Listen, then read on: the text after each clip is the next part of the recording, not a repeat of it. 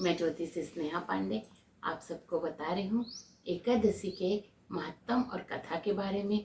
तो ज्येष्ठ कृष्ण पक्ष की एकादशी को अचला और कई जगह इसको अपरा एकादशी नाम से जाना जाता है। इस दिन भगवान त्रिविक्रम की पूजा की जाती है। इस व्रत को करने से ब्रह्म हत्या, परनिंदा, भूत योनि जैसे निष्कृष्ट कर्मों से छुटकारा मिल जाता है। इसको करने से कीर्ति, पुण्य तथा धन की अभिवृद्धि होती है। यह व्रत गवाही, मिथ्यादि, जलसजो, कपटियों तथा ठगों से के घोर पापों को भी नष्ट करने वाली है। और इस दिन भगवान कृष्ण को तुलसी, चंदन, कपूर, गंगा जल सहित भगवान विष्णु की पूजा की जानी चाहिए। कहीं कहीं पर बलराम और भगवान कृष्ण की भी पूजा की जाती है।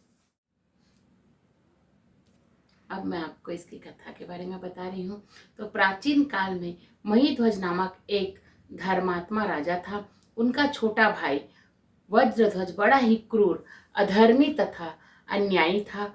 वह अपने बड़े भाई से बड़ा ही द्रोह करता था और वह अवसर पाकर के अपने बड़े भाई का एक दिन वो जब सोए हुए थे तब उन्होंने अर्धरात्रि में अपने बड़े भाई का हत्या करके उनकी देह को एक जंगल में ले जाकर के पीपल के नीचे गाड़ दिया।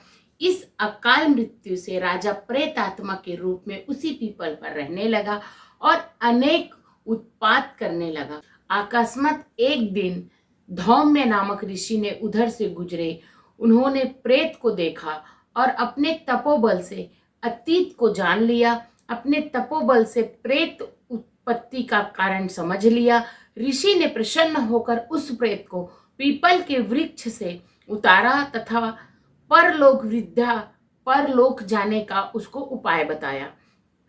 दयालु ऋषि ने राजा की प्रेत योनि से मुक्ति के लिए स्वयं ही ऋषि उन पर कृपा करी और स्वयं ही उसने अचला एकादशी, अपारा एकादशी का व्रत किया। और उस व्रत के प्रभाव को ऋषि ने अपने संकल्प करके उस राजा को, जो प्रेत आत्मा बन चुके थे, उनको संकल्प में दिए। और जैसे ही ऋषि राजा को संकल्प में जल को छिड़के हैं, वैसे ही उसके लिए विमान आ गया और राजा मुक्ति हो गए। इस व्रत के प्रभाव से जैसे राजा को विमान आया और मुक्ति हो गया, वैसे इस कथा को कहने वाले और सुनने वाले सब पर भगवान की कृपा होती है और इस व्रत को करने वालों को मुक्ति निश्चित ही प्राप्त होती है, ऐसे कहा जाता है। राधे राधे, जय गुरुदेव।